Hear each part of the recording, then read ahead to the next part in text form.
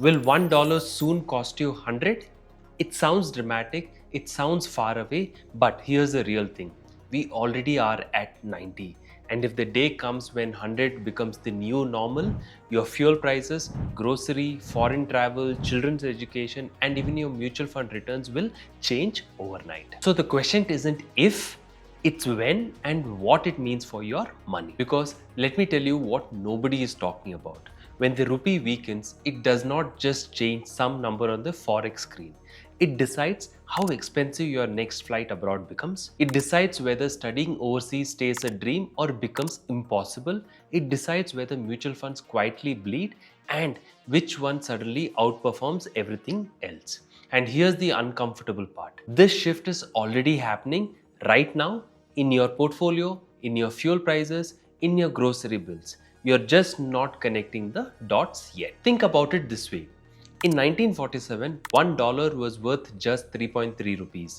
Today, it's nearly 90. That's not a crash. That's a 75-year drift, a slow, steady slide that most people never notice because it happened 1 year at a time. And if history has taught us anything, it's that this drift doesn't stop just because we wanted it to stop. By the way, I'm Nikhil. I'm a chartered accountant by profession with nearly 2 decades of experience with EY, PwC, and one of India's top wealth management firm before launching my own startup.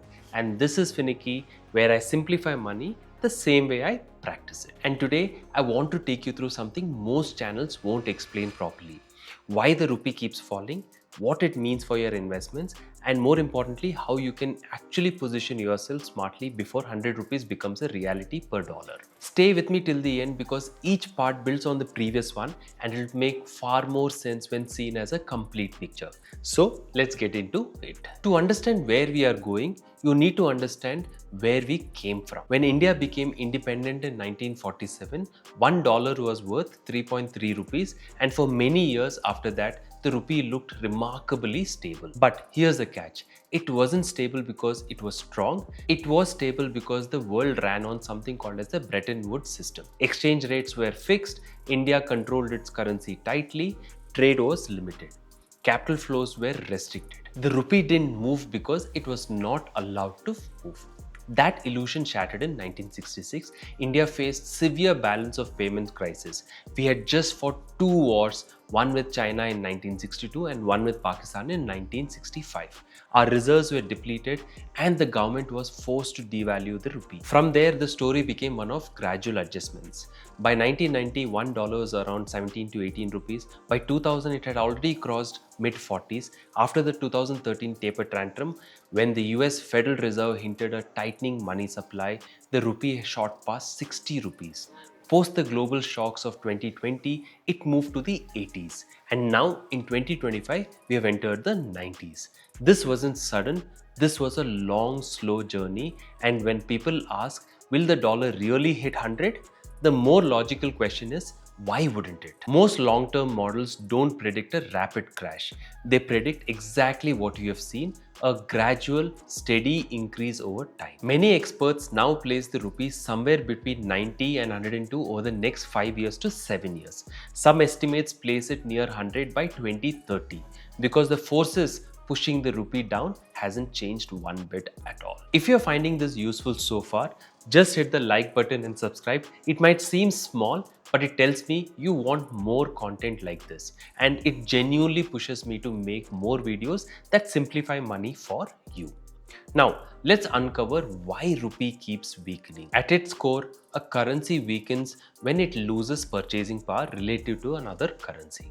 In simple terms, when the same unit of money buys fewer goods, fewer services, and less global value than before, this typically happens because of a few key characters: high inflation, weaker productivity growth, trade deficits, heavy import dependence, capital outflows, and tighter global financial conditions. Let's break these down. First, inflation, the most ignored villain in the story. India's inflation has historically almost always has been higher than US inflation. Even a 2 to 3% annual difference might sound small, but compound that over decades and it quietly erodes currency value. Here's the logic. If prices rise faster in India than in the US, then the rupee must buy fewer dollars over time. This is basic purchasing power parity. It's not complicated, it's just the math that plays out slowly. 2. Productivity. This is where the gap really shows. Productivity simply means how much value one worker can create in 1 hour of work. On this front, the US is far ahead of India. A single worker in the US produces significantly more output because of better technology, better infrastructure, easier access to capital, and more efficient systems. India is improving? No doubt. We are building roads, ports, digital infrastructure, and manufacturing capacity. But the pace of this improvement is still not fast enough to fully offset the higher inflation. So, even though India is growing, the value created per worker doesn't rise quickly enough to strengthen the rupee in a lasting manner. Until productivity growth accelerates sharply through reforms, better logistics, skilled labor, and higher value manufacturing, the rupee will continue to find it very hard to stay strong against the dollar over the long periods. Third, and this is India's biggest structural weakness, imports. India imports crude oil, gas, gold, electronics, machinery, fertilizers, and all of this is priced in dollars. Every time oil prices rise, India needs more dollars. Every time gold demand spikes, India needs more dollars. And when you consistently demand more dollars than you actually earn, your currency pays the price. This shows up as current account deficit. Now, let me be very clear. None of these means India is falling.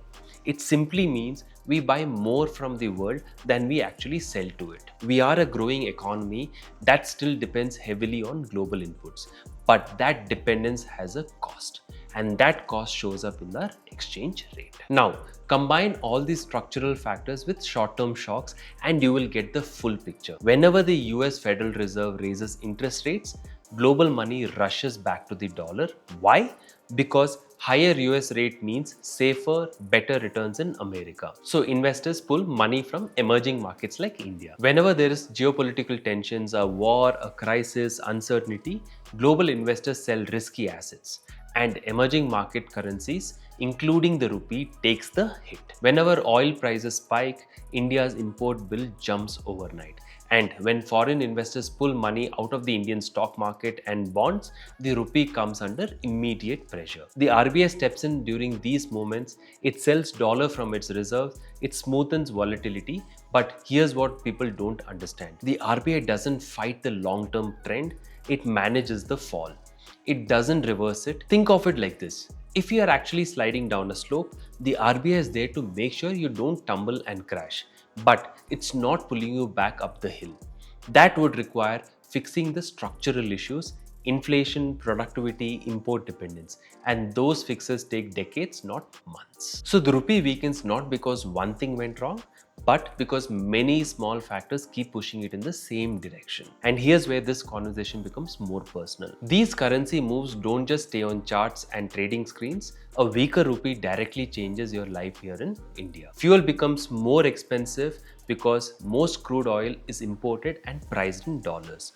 Foreign travel quietly costs more. That Europe trip you have been planning, it just got 5 to 10% more expensive without the hotels or flights changing their prices at all. Studying abroad becomes heavier on the pocket.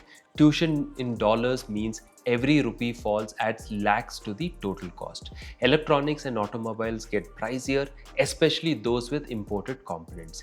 Even government subsidies feel the strain because importing resources cost the government more. Meanwhile, who benefits? NRIs sending money home suddenly get more rupees for their dollars. Exporters benefit because their goods become more cheaper for foreign buyers. People earning in dollars look smarter with every passing month.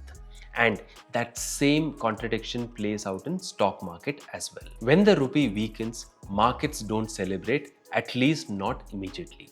Foreign investors start worrying. They worry about inflation. They worry about currency losses eating into their returns. They worry about macroeconomic stability. And this makes them pull their money out of the Indian markets. Stock indices like Nifty and Sensex come under pressure.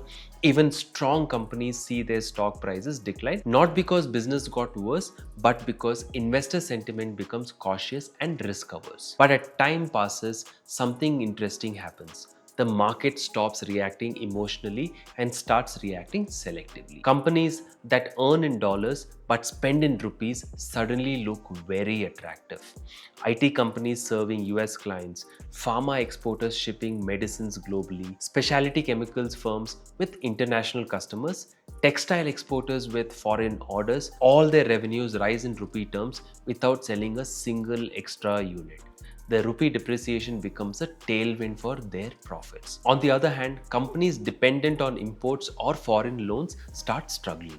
Oil marketing companies paying more for crude, airlines buying fuel and aircraft parts in dollars, auto companies with imported components, capital heavy businesses with dollar denomination debt. Their costs rise faster than their revenues. The rupee becomes a headwind. And this is the key insight.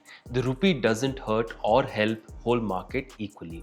It creates winners and losers, and smart investors understand this and position their portfolios accordingly. Let's talk about mutual funds because this is where most people's money actually sits.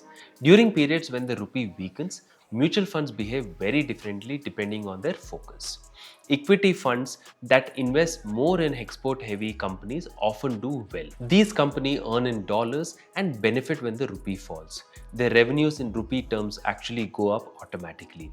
On the other hand, equity funds with heavy exposure to import dependent or inflation sensitive sectors tend to face difficulties. Their costs rise, margins get squeezed, and stock prices suffer. Even broad-based equity funds experience increased volatility during these periods because foreign investors may sell shares, adding to market swings. Debt funds face a different set of problems in a weak rupee environment. When imports become more expensive, inflation tends to rise. Higher inflation typically means higher interest rate from the central bank. And when interest rates rise, the value of long-term bonds fall. So long-term debt funds can lose value during these periods. In contrast, debt funds that invest in short-term bonds or floating rate instruments tend to perform better. They are less affected by rising interest rates and can adjust more quickly. International mutual funds, the ones that invest in stocks or assets outside of India, have their own advantages during the rupee depreciation. For example, funds that focus on US stocks, global ETFs, or gold funds can benefit from currency conversion gains. Even if global markets stay completely flat, the weaker rupee makes these foreign investments more valuable when converted back to Indian rupees. This is exactly why financial advisors suggest having some part of your portfolio invested globally. It's not about chasing higher returns in foreign markets, it's about protecting yourself against losses caused by rupee depreciation. Diversification isn't just about different stocks, it's about different currencies too. So let's come back to the question we started with. Is 100 rupees per dollar bad news? The honest answer is not totally. It's bad if you rely heavily on imports. It's bad if inflation runs unchecked. It's bad if productivity doesn't improve. But it's not a crisis, it's not a collapse. In fact, it's a reflection of where India is today and where it still needs to go. India is a growing economy. We are building infrastructure. We are expanding manufacturing. We are becoming more integrated with the global economy. But we are also still dependent on imports. We are still catching up on productivity. We are still managing higher inflation than developed countries. The rupee at 100 rupees won't be a sign of failure. It will be a sign that the journey continues. And for you as an investor, the lesson is very simple. Don't fight currency trends emotionally. Build portfolios that understand them. Own some international assets. Own some exporter heavy stocks. Be careful with import dependent businesses when the rupee is under pressure. Don't panic when the currency moves. Prepare for it instead. Because here's the truth. The rupee touching 100 rupees won't arrive as a sudden disaster headline one morning. It will be a quiet number that shows up one day. Another small movement in the 75-year drift. The real question for you isn't whether it happens. The real question is, will you be positioned for it when it actually does? That's it from me. I'm Nikhil, and subscribe to learn how to make your finances less tricky with Finicky. Thanks for watching and see you in the next one.